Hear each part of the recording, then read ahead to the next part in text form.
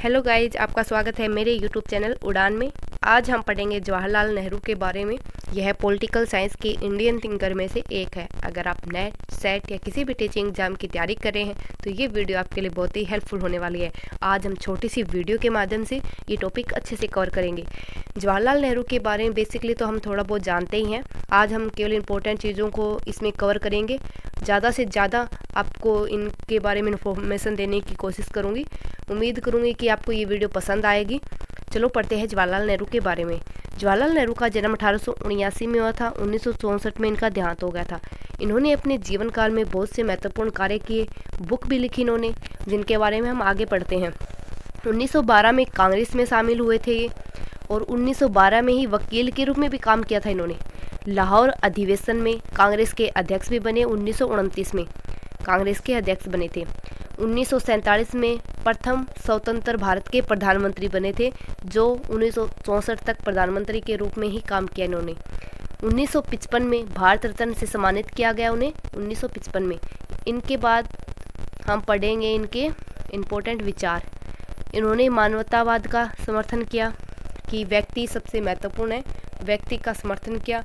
उनके अधिकारों के बारे में बात की, और नैतिकता का कि नैतिक के राह पर हमें चलते रहना चाहिए। वैज्ञानिक समाजवादी कि हमारे सामाजिक परिवर्तन के लिए हमें वैज्ञानिक साधनों को अपनाना जरूरी है।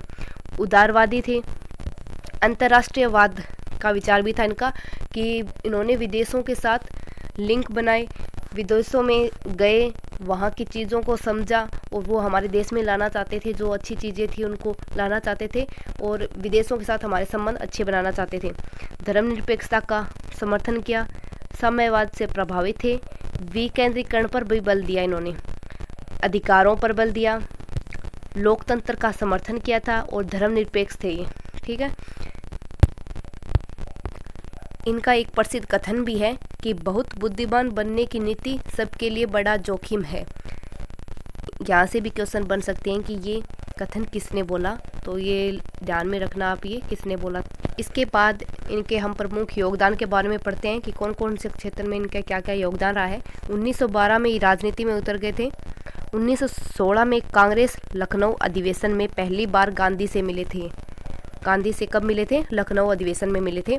1920 में उत्तर प्रदेश के प्रतापगढ़ जिले में पहला किसान मार्च आयोजित किया था इन्होंने।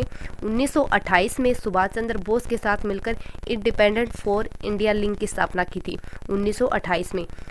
इसके बाद 1938 में इन्होंने नेहरू की अध्यक्षता में सुभाष चंद्र बोस द्वारा राष्ट्रीय योजना समिति का गठन किया गया था। कब? 1938 में। इसके बाद आता है कि जो जवाहरलाल नेहरू थे उन्हें गुट निरपेक्ष आंदोलन के प्रमुख भूमिका निभाई है। ये गुट निरपेक्ष आंदोलन क्या था इसके बारे में थोड़ा सा बता देती हूँ। जैसे हमारे शीत युद्ध हुआ था पहले, तो तब हमारा विश्व दो गुटों में बट गया था। एक सोवियत संघ, दूसरा अमेरिका था। इसलिए भारत ने इन दोनों गुटों से अलग रहने की बात रखी थी कि हम दोनों किसी भी गुट में शामिल नहीं होंगे, हम शांति चाहते हैं। इसके बहुत बड़े समर्थक रहे हैं नेहरू। इनके बाद हम इनकी इम्पोर्टेंट बुक के बारे में पढ़ लेते हैं कि कौन कौन सी इम्पोर्टेंट बुक है। वेदर इंडिया 1933 में आई इनकी। वर्ल्ड हिस्ट्री 1934 में। एन ऑटोबायोग्राफी 1936 में आई थी। इंडिया एंड द वर्ल्ड 1936 में। द डिस्कवरी ऑफ इंडिया 1946 में। ये इनकी इम्पोर्टेंट बुक है, इनको आप ध्यान में रखना।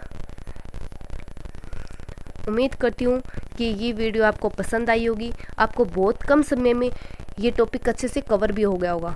अगर ये वीडियो पसंद आई है तो लाइक एंड सब्सक्राइब करना ना भूलें। Thank you.